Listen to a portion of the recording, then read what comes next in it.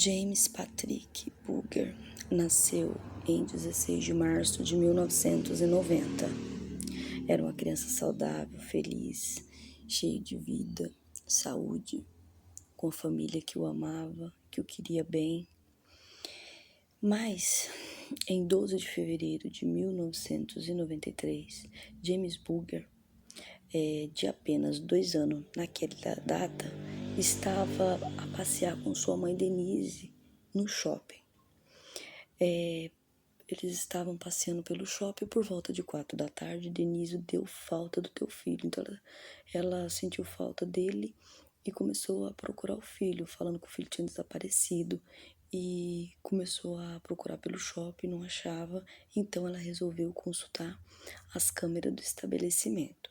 Após ela ter acionado as câmeras do estabelecimento, ela ficou em choque com o que viu, porque ela terminou, as câmeras captou 2 crianças levando James do shopping pela mão. Era 2 crianças.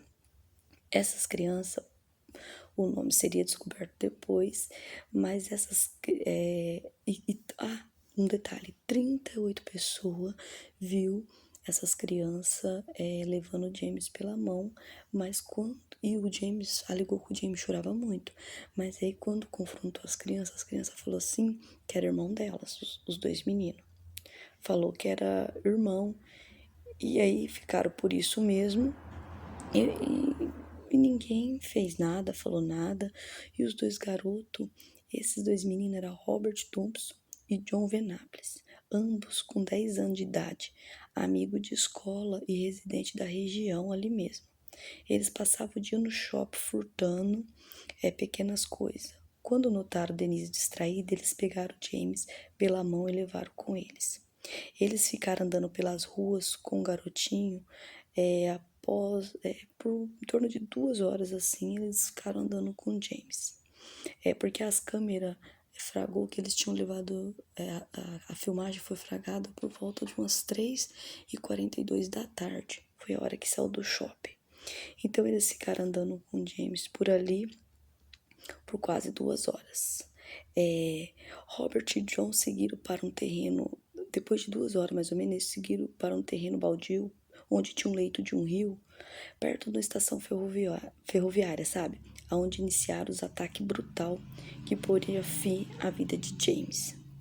Robert e John começaram jogando uma tinta azul no olho do James. Eles tinham roubado uma tinta azul no shopping e eles usaram essa lata de tinta para compensar a tortura. Eles começaram jogando no olho do James essa tinta azul.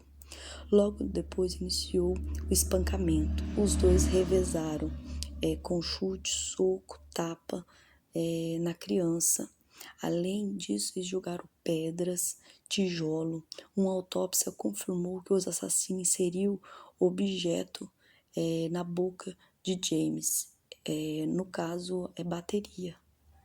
Muito possivelmente que fosse baterias, pilhas. Uma barra de ferro de 10 quilos foi arremessada na cabeça de James. Eles feriram vários golpes com essa barra de ferro e resultou em 10 fraturas em seu crânio.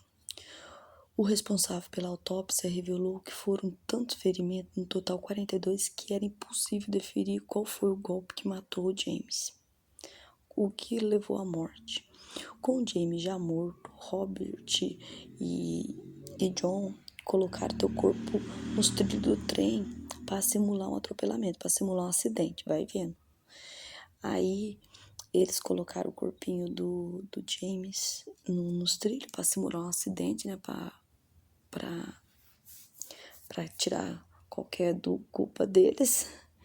E aí o povo procurou o James e não encontrou. Portanto, 2 dias depois de já ter passado do desaparecimento de James, o corpo de James foi encontrado cortado ao meio, gente, pelo trem que atropelou ele mesmo.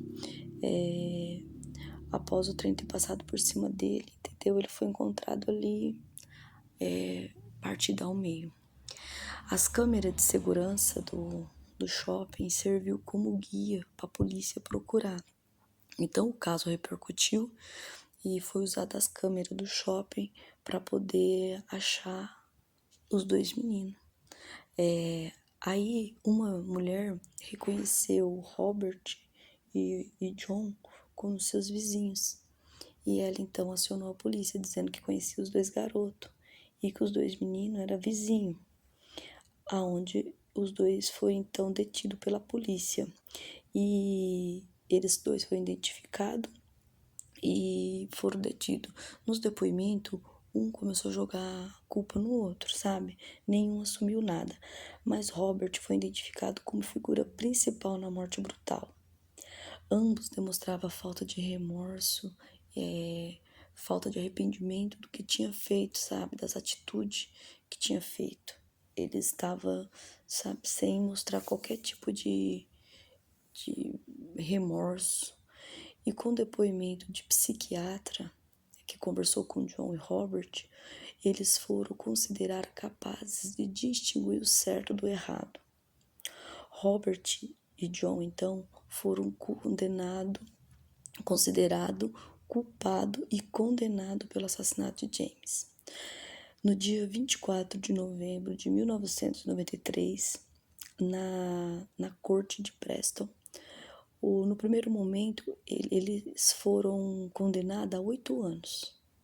Só que daí a população ficou com muito revolta e diversos pedidos e até mesmo a petição de 280 mil para 15 anos.